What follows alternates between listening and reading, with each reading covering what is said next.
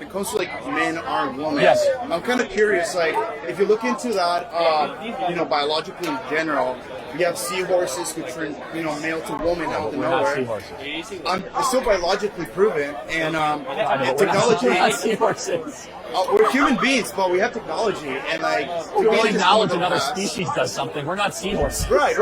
It's understandably. I'm just like to argue in general, play devil's advocate. I could name a lot of different animals that do goofy things, by the way. There's like creation of God essentially as we're going into the religious part. Okay. So I'm gonna argue like, why would you say that men aren't women, given all those biological products in general? Men aren't women. Yeah. Right? No, but I'm saying why. Because chromosomes determine whether you're a man or you're a woman. But there's technology. Then there's a what? No, there isn't. No, there isn't. So you guys have been propagandized to believe that. So if you believe there's a difference in gender and sex, as a person, that person's suffering from a mental condition. It's been proven by sociologists too. Okay, right. So those are new age sociologists.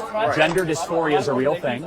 So just the same way some people can think they're younger than they are, some people can think they're richer than they are, some people can be afraid to leave the home. It's a mental condition to believe, and that's okay. They deserve therapy and help. I wish the best for them, but they have a problem, and I wish them the best. The problem is that.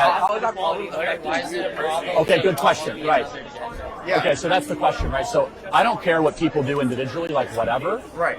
Until all of a sudden you start to make me use pronouns against my will. Okay. Number one. Number two, destroying female sports, which we see already happening. Women's swimming is destroyed completely.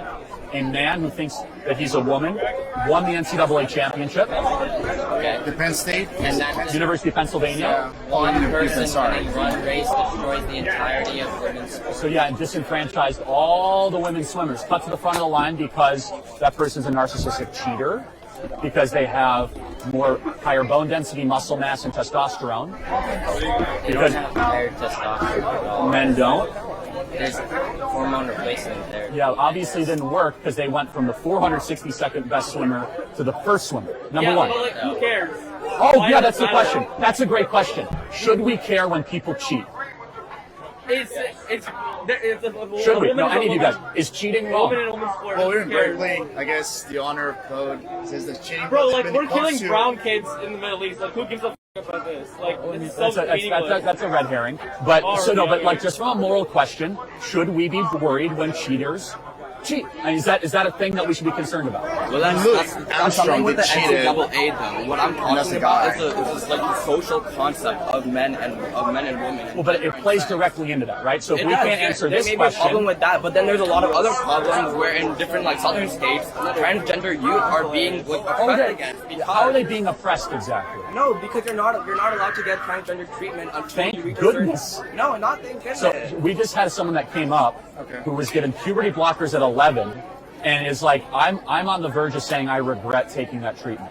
There's over 28,000 people documented that are out that have signed a letter that have transgender regret. 28,000 people. Once that is done, there's a larger number than that. Once that is done, it's irreversible. And who are actually transgender, who have gone through the reconstructive surgery. So this is a lie, right? To believe that allowing a child to castrate themselves is somehow doing them a favor is like so incredibly sick. You have to keep in mind that the child has to get permission from their parents to do No, they don't. Bingo. In southern states, they do. So you're right. In Arkansas, it's the case. Not in California, not in Oregon, not in Washington. It can be done without parental consent. You could transition, get puberty blockers without your parent notification and consent. So just right here in this state, an 11-year-old can go to a therapist, get puberty blockers without their parent knowing, and change their gender and block the process of becoming a fully mature man or woman. That's wrong. It's morally wrong.